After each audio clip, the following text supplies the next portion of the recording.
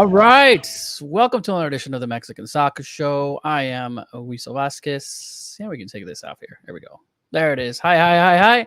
Welcome. An hour-long podcast, around an hour, dedicated to all Mexican soccer. And we're doing it live here with Mr. Owen Ayana. You know him as Four Kicks blog, and also Arsenal fan, ready to go because she's got a game today. She's going to leave right afterwards. Amy Lopez. How's everybody doing? Great, Wiso. Great to be here. Good. Amy? Sorry, I was on mute and I was getting some stuff done. I'm good. I'm not too bad. As everybody can see, I am in my child's bunk bed because they've taken over my room. So this is the best I could do with the situation going on. It's funny because at first when you came on, I'm like, are you outside? And like a porch or something? Like I couldn't see it. And then until you zoomed in a little more, and I'm like, oh, okay, that's a bunk bed. You should have just left it like, yeah, I'm in my porch, or some kind of like. No, I think it's painfully obvious that this is a bunk bed situation. No, I didn't know that. Oh, and did you know it was a bunk bed? I think I could tell right away. Yeah. Thank you. Scream bunk bed to me. Away. Mr. Cesar is taking this week and next week off, and that's just because he's getting married. So the biggest event in El Trieng aside from what it will be Kari and Tom's eventual wedding. So the biggest thing until then. Yeah. We'll see. So hopefully they're still together. What if they're not? Hold on. No, she's over there right now. No, we're cool. That's what I was gonna say. Like, dude, she went to England. Okay. I'm just kidding. I knew it. I was trying to add some drama to it. All right. We have a great show for you guys today. If you're on listening to us, if you're messaging us right now, if you're on Twitter, let us know, saying hello, and we'll if you have a comment, we'll put it up for the first one. It's already telling us. Victor's saying, "Is it starting?" Victor, 6:57. Chill, man. But it is. So, I would love to hear what you guys have, or your thoughts, especially what we were talking about. Any questions that you have, we're on here, and then also on YouTube. So if you prefer to watch us on YouTube, we're on there too. And if you're listening to us, if it's Tuesday for you or later on in the night, let us know. Write us a comment, any questions, and also send us give us a review. Amy, when's the last time we had a review done? I don't know. I'm terrible. It's been a while. I want to say 2015. I think it was me. I think that's the last time. So there we go. There's some over there. I kind of totally believed you because people don't leave reviews. So no, I never left a review. So that was like a flat out lie. I think Cesar has one from like, I don't know, like 2011. I love it. I can't wait to be on it one day. I can't wait to be. All right. But yes, so let's jump right in and talk El Tri. We are at the top of all my freakouts from 2 weeks ago, figuring out after Canada. Yeah, let's start with that. I was upset. Let's just start with every win or bust. Everything's gonna go. Everything's gonna be thrown out. No. Let's start this. We have the 7 points, and I said 9 points. I didn't say 9 points or we're done. I thought we could get those 9 points. I still think, going back I'll still say that we could get those 9 points. I know people don't want to you want to give Canada more credit, but I thought we should beat Canada in Raul coming back and everybody coming back. So 7 points, and we'll start with you, Owen, overall, and then talk a little bit about the last game, your overall thoughts.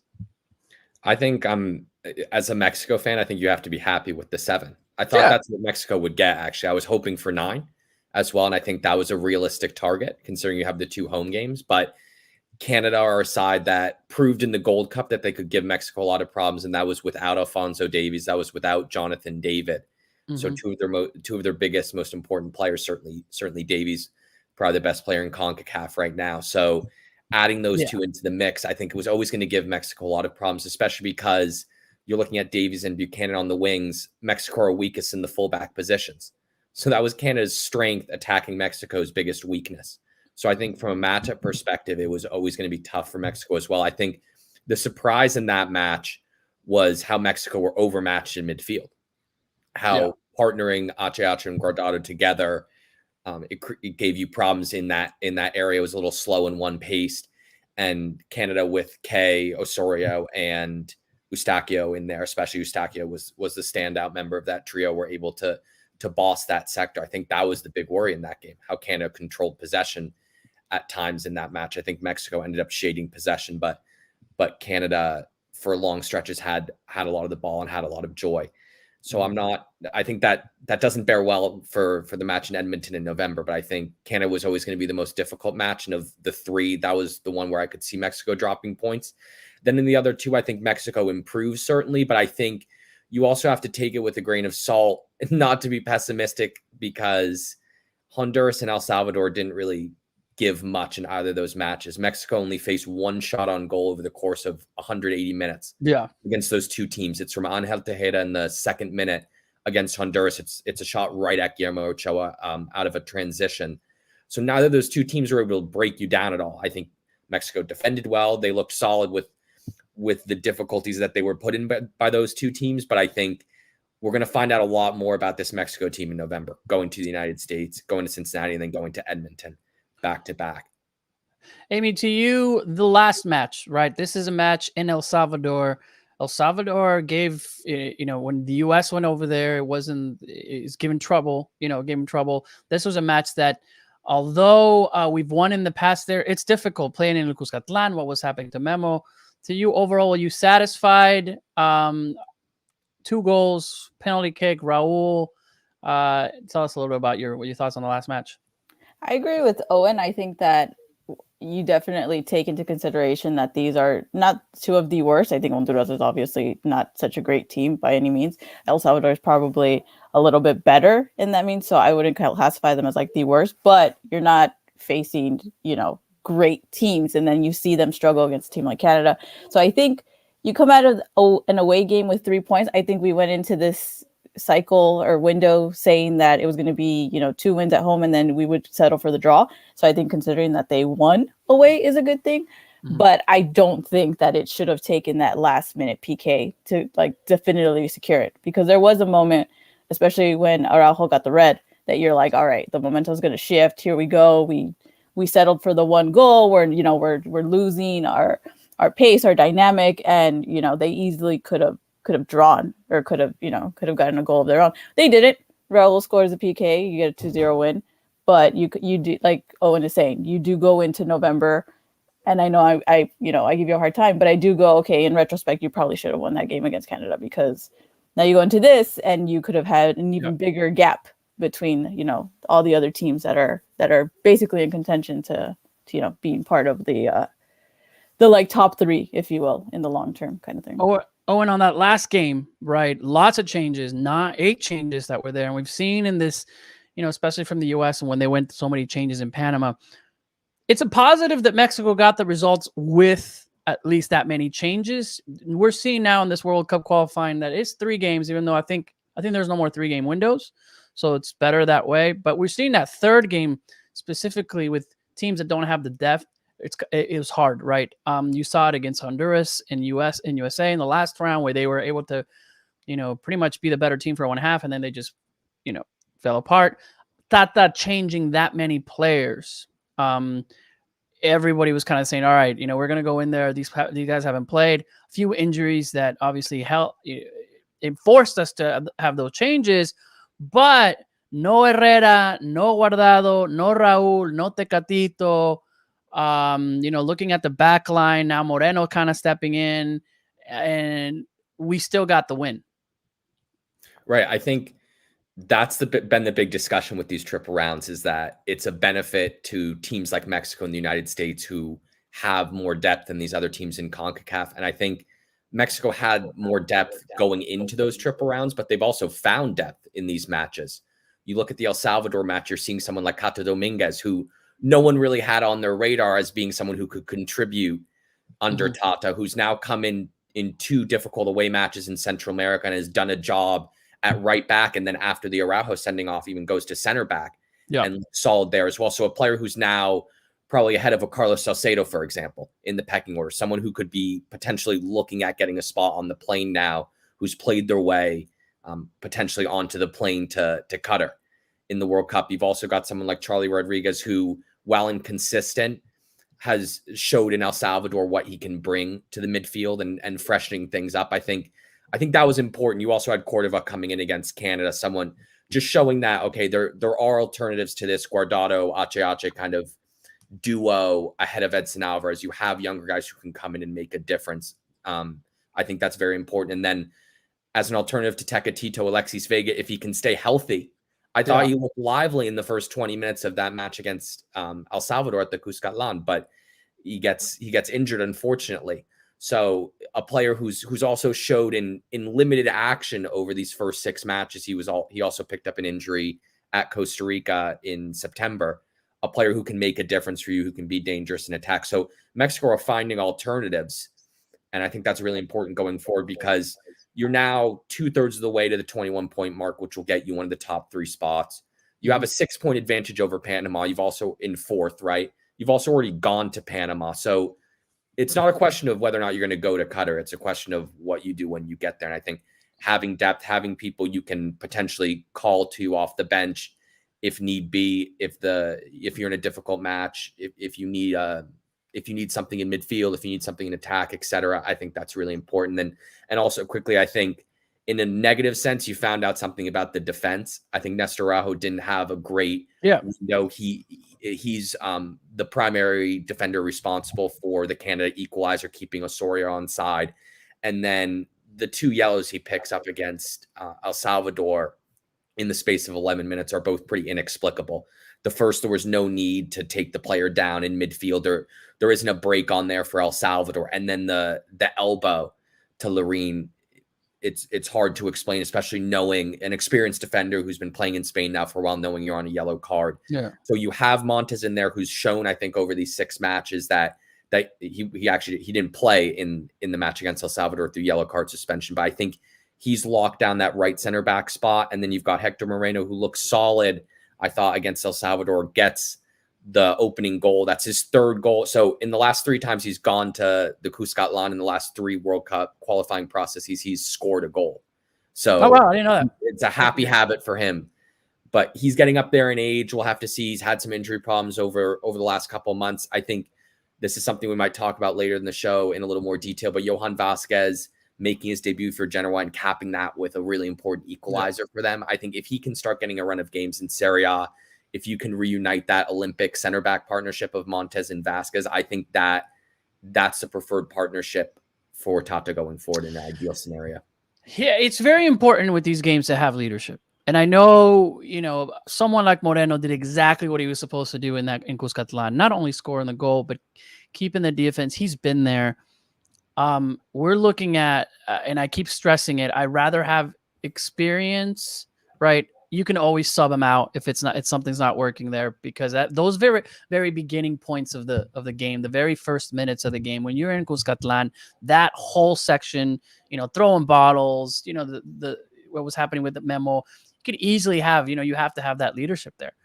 And not going back to what the U.S., when I saw them in Panama, it was there was nobody there. It was so many, just a team that was put together, never played, haven't had the experience. And Panama wasn't even that, that place wasn't that, Roman Fernandez wasn't even as crazy as half as crazy as El Salvador. So you have to have that experience for these qualifiers, right? Because completely different. And what we've started to see in these qualifiers, it doesn't matter if a team was bad one month and, because the very next month they could get their stuff together. You're seeing it with Jamaica, right? What happened, and now moving up a little bit more, Honduras had tied in Canada.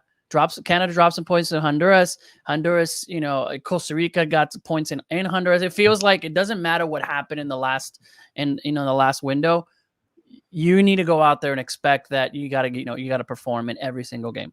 So as far as now, we've seen 6 games, right? If you're looking at everybody healthy, Amy, Owen, as of for the US, not to be looking so far ahead, but who are you starting for in the back? I'd have Sanchez, I'd have Montes, I'd have Moreno, I think, still. Mm-hmm. And I would have Gallardo. Still Gallardo, you're man. Well, I think if in an ideal world, if you could give Arteaga potentially a chance. Yeah, no, Arteaga's not coming back. Right. We know at this point why Arteaga's not there. I think Osvaldo Rodriguez as a second option, he looked good against El Salvador. But yeah, he did good.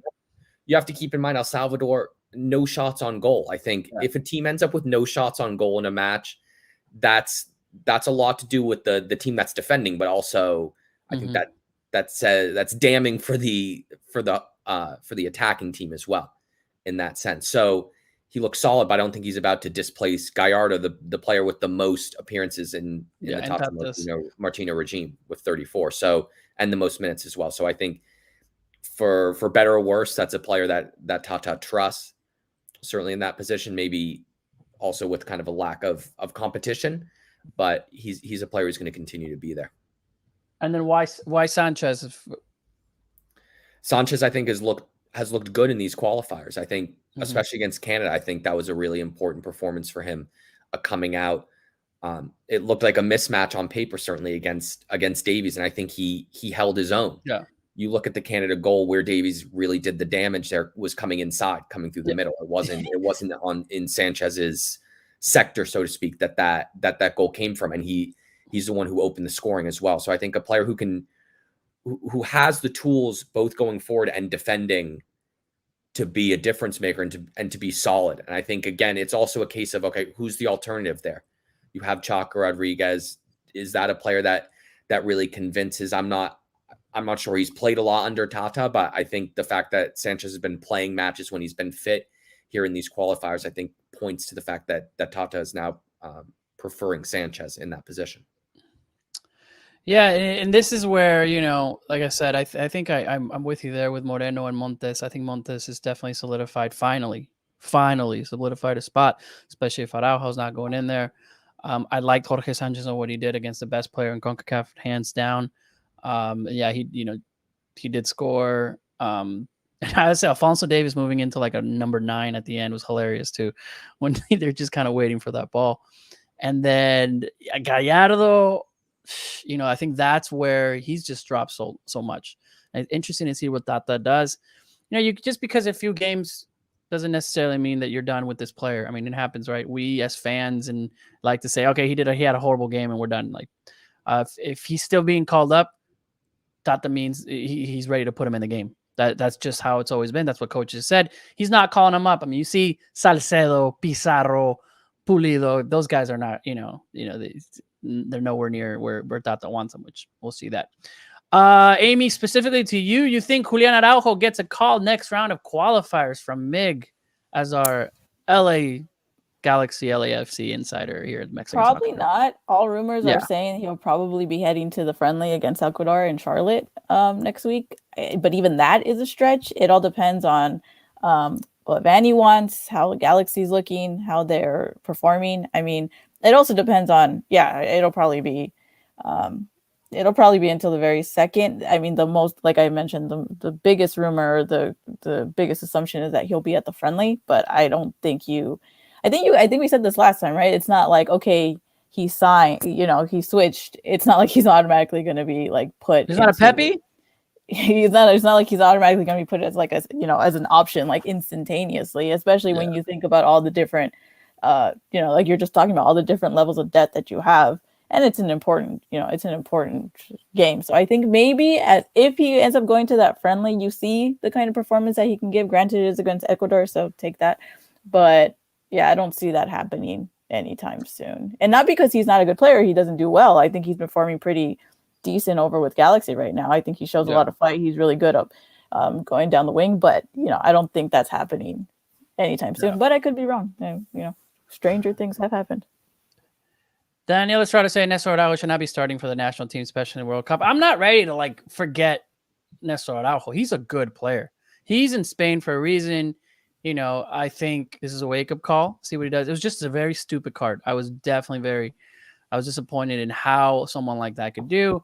I don't think this is a time for, okay, we're done with you. If you can get back to the Nestor Araujo that's had the experience, that's in Europe for the reason, and he's at the top of his form, there's nobody better, especially with experience. So I don't think we're ready to do that. But let's, as far as midfield, and I'll ask you guys the same questions after seeing the 6 games, everybody at the top of their form. And I guess that's where it kind of goes. I mean, there's nobody else better than Herrera, I think, in there.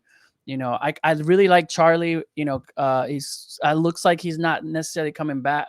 He's not at his full potential, but even watching the Monterrey game over the weekend versus León, and then watching in the national team, I do feel like Tata's starting to trust him. But what's your ideal combo in the three in the middle, Owen? I think you definitely have to have Edson and Ache there. I think that's those two are for sure. Oh yeah, Edson is for sure. He didn't have his best window, but I think he's a player who can make a real difference when on form. We saw in the Gold Cup, those two were really important for Mexico being able to, in the majority of the matches, certainly towards the end. It was a little more difficult for them against Canada and the United States, but in the majority of the matches, keeping a stranglehold in that sector and controlling possession. I think the third spot, I think there's an open audition still. I think Guardado for certain games, I think you can still use him as a starter. I think he's certainly important if he's coming off the bench in matches where you need a little more control there. I think Charlie has shown his usefulness, but he's a player that we've talked about certainly since that coming out match against Liverpool in the Club World Cup a couple of years ago has been up and down. He hasn't found that consistency. I think when he's in really good form, he's a great option there. And then Cordova is somewhat similar as well, a player who on his day can make a real difference for you there. And I think I'd prefer if both Cordova and Charlie are in top form, I think I'd prefer Cordova there as a more natural number 10. I think that gives a little bit better balance to that midfield trio. With Charlie, I see him a little bit more as a shuttler, a little bit more as a number 8 than as a true number 10. So I think Cordova can give you a little bit more there in an attacking sense in terms of feeding the front three and participating, scoring himself, potentially, as we saw against Honduras. But I think because both those players haven't necessarily found that consistency, certainly with the national team, I think the jury is still out in terms of what Tata wants to do from a game-to-game basis with the third member of that trio. I don't think he's necessarily settled on Charlie over Cordova, Cordova over Charlie, or Guardado being in there consistently as the starter. Amy, I know you're an America fan. Cordova starting in the three with Ache and Edson Alvarez. Would that be your ideal three to start? I don't know, mostly because it all depends. And I think it's one of those things where you go on with the national team. Sometimes he does really well, and then you go and see him with America, and it's an entirely different story. But I mean, I think that there's something that has to be said about like confidence wise. I think another thing, I know you're making your way to the top, but I think another thing that's good that you take out of this is all the different options you had scoring wise. My children are about to come into the room. But I think Cordova getting a goal and kind of just having that kind of good game is something that you have to take into consideration. Somebody else take the reins. Hold on. No, don't go away. We want to see what's happening with Jack or Ollie. It's hilarious. Again, if we have Moreno, I don't mind if Guardado doesn't start. That leadership that's there, Guardado does. He's still playing. He started today with Real Betis. But at the same time, when you're looking at the U.S. and looking at Cat on how fast these players are going to be, I finally saw the U.S. put together a good half of great passing, and this is without Pulisic and without, I think, their best player, Gio Reyna. It's that midfield is going to be key. Herrera needs to be in form, and Edson's going to have a great game if we're going to try to get at least 3 points in the next window. But yeah, Herrera hopefully turns back and becomes, the Herrera that we want. Edson, I think, is in great shape. It's just that extra spot. And I would give the nod to Cordova, just because of the offense and how he can go forward with a little bit with the balls. But it'd be interesting to see what that can. Right. And with that being said, we'll see, I think in an ideal world, certainly when you're in a more attacking setup, Cordova would make sense. But with the two most difficult matches on paper that you're going to have of this whole octagonal coming up, are you going to put a true number 10 into that third midfield spot? Or are you going to maybe look to put a Charlie, for example, someone who can give you a little bit more defensively maybe than what Cordova gives you? I think that's a consideration, especially against midfield against the United States that looks like it's found a little bit of something. It's found a formula there. I think that trio of Musa, Adams, and McKennie worked quite well against Costa Rica. So that's something to keep in mind. A very young midfield with a lot of legs as well as skill. So I think that's a consideration. Certainly, you wouldn't want to play Ache and Guardado together in that match in Cincinnati. Raul Barraza saying, who is forcing Amy to wear that kit? She lose a bet? This is the important questions. This is called loyalty, my friends. I wear it regardless. Like, I will wear it even if they lose, just so I have to live with the shame. It's what happens. It's called realistic loyalty. Okay, plus, I have a game right after this, and we wear white, and this is the only white jersey that I have. So it can be two things at the same time. You have a Mexico white jersey. No, I don't. It's got signatures on it. You can wear that. Yeah, it's also a men's large. This is a child's extra large. Let's look at the standings. Mexico with 14 points, US 11, Canada with 10, Panama 8, 6, 5, 5, 2. What after 6 games, 2? What surprises you guys the most? Let's talk about surprise. I think seeing Honduras in last place is a big surprise. Yeah, I think they looked like they were starting to put things together maybe under Corto. I think in the Nations League, certainly I think they gave the United States a real scare in that semifinal, and then in the Gold Cup they were obviously destroyed by Mexico in the quarterfinals, but they didn't do terribly in the group stage, and also in the quarterfinals there were mitigating circumstances with the COVID cases that they had. Mm-hmm. Also the coach himself, Coito, I don't think was on the bench for that match because of COVID concerns. So you'd think that they also had have a promising generation coming through with the team that qualified for the Olympics. They beat out the United States in the pre-Olympic tournament in Guadalajara back in March. So thinking that you're having some promising young players potentially coming through that could help you in this qualifying cycle, it just hasn't worked out for them. Coito's now gone. I think that's certainly the big disappointment. I'm not sure I was expecting to see Panama that far up the table either. I think that's a surprise. They've looked the strongest of the rest, but I think there's a clear difference between the top 3 and the rest. I'd be surprised if anyone 4 and below is able to put themselves into one of those top 3 qualifying spots between now and the end of the octagonal. Certainly, I wouldn't expect any team Panama and below to finish in the top 3. Yeah. Amy, probably not, but I think it's interesting, this little 4th, 5th, and 6th thing that's happening, because a lot of people thought that Jamaica was going to be like Honduras in a sense, and then all of a sudden they kind of just switched around. So I'm interested to see. I mean, all signs point to, right, that it'll be Mexico, the United States, and Canada. But I don't know. I don't think Panama will be that hugely impactful that they maybe disrupt that flow of the top 3. But I am interested to see what happens between 4 and 6. For now. I mean, maybe even El Salvador too, but I was actually interested to see that Canada, which makes sense though, and Mexico are the only ones that haven't had a loss. But then it also makes you just judge, like, I think, was it you, Wiso, that said that every CONCACAF team is going to get crushed in the World Cup depending on how they are? Because I'm changing a little bit more. At the top and they've had no losses, but like it hasn't been amazing. It's not like you cannot judge what people are going to do in the World Cup, what teams are going to do in World Cup with CONCACAF World qualifying. And I might not know other regions. We see Argentina, we see Brazil, we see Ecuador, Colombia. You know, if we look at the South, like, you kind of know what they're going to play. And, you know, we might lose in Jamaica, you know, but and then we beat, a team like Germany. Like that's where I'm at.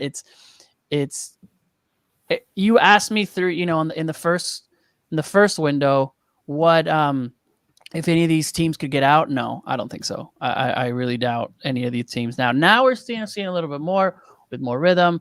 What surprised me the most? I mean, I would want Mexico to be at the top, and the U.S. didn't think that they would be that far. Like 3 points ahead is pretty far up there, So the U.S. dropping points. Well, their gamble didn't work. They did, and I think that's all Greg's fault. That's all Greg not knowing World Cup qualifying, and he's paying the price. So Canada dropped some points early, I think, against Honduras, but had 2 amazing games against the U.S. and against Mexico away. The two hardest, they were able to get those 2 points. I give them credit. I'm finally giving Canada credit where it's due. I still think it's not just managing the hard games, which I think they can do really well, but it's those smaller games where you drop points to the worst team at home, right? Or you going to El Salvador and, you know, and get a loss there because El Salvador, you know, that's the thing. Like, you have to have this experience in these World Cup qualifyings. So, you know, we'll see. Someone said Weasel isn't sold in Canada at the beginning of qualifying. No, I'm not. I'm still going to say that I'll stick it with mine. Like, it's still going to be hard for Canada to qualify because it's, like I said, it's not necessarily just how you do against the good teams. It's how you manage going against the bad teams at away or at home. So we'll see. We'll see how it is. People are saying that Gio Reyna and Gio probably won't play next month. Just my guess. And Pulisic won't. I hope so, because they're like they're saying their injuries are probably a little bit more. I really hope so. I think that'd be huge. You know, it's the first time we've said that. It's, you know, I think the mental game, and we're gonna have a big preview, you know, for that game. Going into November 12th, this is scheduled for CONCACAF: Honduras, Panama, Canada, Costa Rica, United States, Mexico, El Salvador, Jamaica.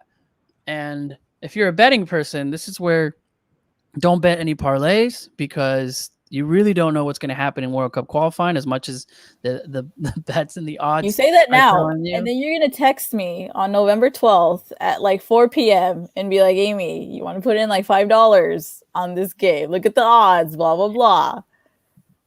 I mean, I'm not going to lie. Like, they do seem tempting, you know, and I did win some money on Mexico and U.S. winning on the last round, right? But I just FYI. I think I've changed my superstition. My old superstition a long time ago was that I was never going to tweet while there's a game. And then I obviously started doing that for my job. So that went out the window. So now my thing is I never bet on any of the teams that I actually go for, because I tried to bet on Arsenal that one time and then we tied. Yeah, that was a pretty bad bet. That wasn't that great. Looking at the that November schedule, here's where it kind of gets interesting, because let's say Mexico gets a win, right? And Costa Rica gets a tie in there, you know, and it's like it shifts up the standings, because, or even if Costa Rica gets a win, which I don't think they'll get a win, but it'll go Mexico, Canada, Panama, and the U.S. drops down. Between Panama and the United States is 3 points, Canada 2 points. Like, one win and another person losing, the U.S. could be in fourth place after the first, after that first November 12th. So interesting to see what happens. The following: Jamaica, United States, Costa Rica, Honduras, Panama, El Salvador, and Canada host Mexico. Canada, I don't know, nobody's really talking about this, but they're going to go to Edmonton in November. Like, this is where I'm worried about the weather. And I haven't even looked at it, so it would be kind of crazy. The United States going in Jamaica. I think Jamaica is a lot better now, so I don't necessarily believe that, you know, hey, it's just an easy win. Just like Jamaica went to Honduras and won. Costa Rica, Honduras. In Costa Rica, that's the Central American Clásico, and who knows usually what happens there. Panama at home, so expect Panama to get 3 points in this window, although they have been dropping some points at home. Right, so Panama gets the 3 points. They're at 11. Canada gets 3 points. They're at 13. The United States, we beat the United States. We're at 17. And now the U.S. stays at 11. So that's the U.S. now in fourth place. It's going to get interesting. It's going to get tough. It's going to be fun. In an ideal world for you, Issa, that's what will happen. In an ideal world, I hope that happens. But Mexico, like I mentioned and I tweeted earlier, Mexico is the only team to play 4 away games in the World Cup qualifying, starting with El Salvador, Mexico, U.S., Mexico, Canada. And those 4 away games happen to be the two biggest, the two best, I would say the hardest places to play right now, as in the quality of the team in the standings. So coming up with those 2 games, asking you right now, what would you be happy? And I'll ask you guys on the chat. Mexico versus US, Mexico, Canada. What are you content? Not what do you want? What would you be okay with? What would you be, not throwing a fit like I did when we lost points to Canada that I couldn't even talk to Amy after the game? Tell me. I'd be okay with 3 and really happy with anything more than that. 3 I think points? it's going to be difficult. I think it's going to be difficult. If you can pull out a win in one of those matches, Canada's already a World Cup qualifying powerhouse for us to not get a win or a point. I think the difficulty with Canada is we've seen twice now in a short space of time. It's a bad matchup for Mexico. I think their strengths are designed to attack Mexico's weaknesses. They're also a really good team in attacking transitions. Mexico struggle at times with defensive transitions. So I think it's a really good tactical matchup for Canada. And they showed in this last window, they have a player like Davies who can make a difference. They have the best player in CONCACAF. He made a big difference for them in the match against Panama, getting them that crucial win. He's a player who, even if they're not playing well, can come up with the goods. Mexico have players like that as well. Mm-hmm. But to have a player like that in, supposing he stays healthy now for the next month or so, having him in the form he was just in, if you can bring him back like that, I think that's huge for Canada. And then also with Buchanan on the other flank, the speed that they have on the flanks and the skill, I think is something that could cause problems for Mexico again. And also, like you mentioned, Wiso, going to Edmonton in the middle of November. I think going to Cincinnati as well, just a few days earlier. Cincinnati's not balmy in the middle of November either. I think Mexico is going to be playing 2 matches in cold conditions, and we'll see how they adapt to that. I think they'll be able to, but nonetheless, getting 3 points if you can from 6, I think would be a good return. Hector's saying getting 9 points. You can't even get 9 points. Only had a 6. Wiso energy, just get 9 points somehow. I love it. Alex is saying a draw, 3 consecutive losses to the US would be bad. I hope 6 points. I expect 0 points, Marcos, against the USA and Canada. It's a little pessimistic. 0 points. It's not the end of the world, but I'd be pretty pissed. No, I'm not going to match that level of just like absurd pessimistic energy. But I mean, like 2 draws is not terrible. You're still undefeated and then technically you still get more points. So you're still at the top of the table, assuming that nothing else happens. So I wouldn't want, it's like the last time, I wouldn't want 2 points, but I wouldn't mind 2 points after these 2 games. I'll give you my honest take. We take 2 points. That's good. It's a positive result. Getting points from somebody else, especially the hardest places of the US, getting points in Canada. Okay. Inside, it's I think we're a lot better than those teams, but I guess it's I'll take it. I'll take the ties. I hope we get a win. Would you rather have 2 ties or a win and a loss? I think if you win in the United States, well it's like 2 or 3. I think. Just imagine this. You lose against the United States. Like they're back. Like that's it. Like they're. Well, that's what I'm saying. I don't agree. I don't agree with the 0 points thing, but I think getting the draw is sufficient. Should we settle for that? No, but you don't want to lose again. So I think you don't want to play to not. You don't want to play to not lose either. Like you're not going to play this game to not lose. But I don't think you should. I don't think it's good if you lose. No worries. Kind of Giovanna is here to tell us that we're getting 0 points because in the last window, I think she said we were only going to get like, yeah. So or 4. I don't even remember. Yeah, she was like way down. So thank you, Giovanna, for coming in. Hector saying yeah, that's right. 4 points. 4 points would be.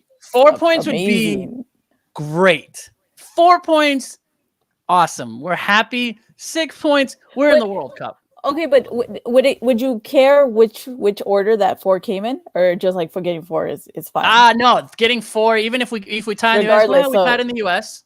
Or if we would have win, hey, we won the US. And then when we tied in Canada, it's freaking cold there. Or 1, we tied in the US, hey, we won in Canada. Like 4 would be great. So you wouldn't prefer to win in the United States over Canada? Like if Oh you had the yeah, choice. no, for sure, Yeah. for sure. Right. But at the same time, there's so many Canada fans on my mentions now that now it's starting to feel really good. Now it's a rivalry. Okay, Like, but I'm they're not allowed kidding. to be there Dude, because there's so they're many. allowed to be. They're totally allowed to be there because every No, time I you face find Canada, you're Canada- like, well, I Canada's not even that retweeted. good. I retweeted the guy getting a point in the Azteca and he danced. I don't mind being happy for your team, but it's like a week before we're gonna get the 3 points in the Azteca. Like Canada fans, I'm like what? Like it's I this level of spasness that I haven't seen since like after 2002 the World Cup. It's kind of crazy. It's the new Clásico de la CONCACAF just because of your Twitter feud with the Canadians. That's what's making it all comes from the Gold Cup where this man is like on his selfie. Like, you know what? I don't really see what Canada's about. I think we're gonna win smoothly, blah blah blah, and then took a last minute goal. Yeah, it's true. It's true. We'll take that. But now we're seeing that we can, we lost that. I mean, there was a facade there. Same time, we didn't even have a goal scored against us, and Canada came. So, I mean, we had 0 goals scored against us. It was good. All right. What do we have? Do you see the Canada coach saying him and Berhalter were exchanging notes? Really? That's kind of crazy. For Mexico? We'll see. All right, so what's next for Mexico? Yes, Mexico has, like many of you have mentioned, on the 27th, Mexico versus Ecuador in Charlotte. It'll be next week. Amy and I will be there. Raul, the colorful kid, thoughts on Mexico's schedule and letter in the U.S. between all these World Cup qualifiers seems really unnecessary. Raul, ya sabes, Raul. I mean, you know this. Is it unnecessary, right? Somebody said Fernando Verdugo says we have to fulfill the sum contract. And that's exactly right. Right. Although peace of mind, it's not like they're taking any of the World Cup qualifier players to that game. Probably, I mean, or maybe one. I think they'll take a full Liga MX team. I think. Well, that's what I'm saying. They're not going to take. They're not. I think they'll take. I think they'll take anybody that's ready. I mean, okay. So here you goes at. But then, like that's not great, is it? Here's where you say, look, I know people have always said that, oh my gosh, Wisa just loves the Moleros. There's a lot that comes out of the Moleros as far as, yes, it's about money. Our U15 just did a whole trip in Europe, right? Like, look at what's happening. That money goes to a lot more than that, and I get it. I don't mind having a game next week, especially if we're seeing some of the Liga MX, some of the Olympic players to solidify some of those spots. A team like Ecuador is not like it's not Guatemala, and sorry, I'm just telling you, it's not. It's at least a South American team, and which I said you're gonna get Guatemaltecos in your mentions now, dude. Yeah, like no, you're just. I love Pescadito Ruiz. He's great. He's awesome. Dude, he just like every time, like he tries to like clean it off with one CONCACAF. He's like, but then this one. And then all right, if Guatemala makes it to a World Cup qualifying, don't take this. So we're seeing, right? Don't be surprised if you're seeing more of these some contract games in the future, because that whole year of not scheduling needs to come before the World Cup. So I even see next year having more of those games. So I know Moleros and money and all this other stuff, but for me, I get to see Mexico in the United States. So we'll see how it goes. So yeah, they're excluding America Rayados players for CCL. That's right, CCL is back. There's so many competitions going on right now. Right, so we'll see. So I kind of want to see. I want to see some of those players without the European players, just to see how that team and what Tata does. So expect Funes Mori. Oh wait, no. Rayados aren't gonna go. All right. So so we'll see what happens. Unfortunately, next week I don't think there will be a Mexican soccer show on Monday. We are all. Like I said, going to Burning Man. I'm going to Burning Man. This is going to Burning Man. I will be recovering from Cesar's wedding, so everybody say your thoughts. Cesar's getting so we'll definitely have, but we will have some type of preview somehow if we even do a space. By the way, if you guys during games, we did a space last time. Owen joined us. I thought we had a lot of fun. So if you're watching the game and you don't know what you want to turn off any of the preview games, we'll try to have something on the Mexican soccer show. We'll see.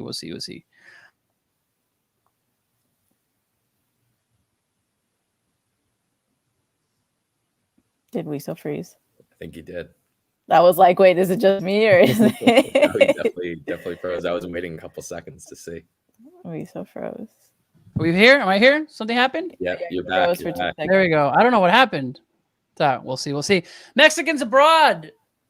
Johan Vasquez, my homie, scored right off. He got the play in the Genoa game over the weekend, and great debut. Owen, this is your guy. You already want him in the start. No, actually, you didn't say he was in the starting lineup, but it's good that he's scoring, especially the second Mexican to score in Serie A, which I had to look that up because when I saw that, I'm like, who else has scored? And I put that on memory, and I'm like, hold on a second. Let me make sure, Layun, Rafa, Salcedo, Tecatito was the first, and I just want to make sure. But yes, second player to score, and great debut.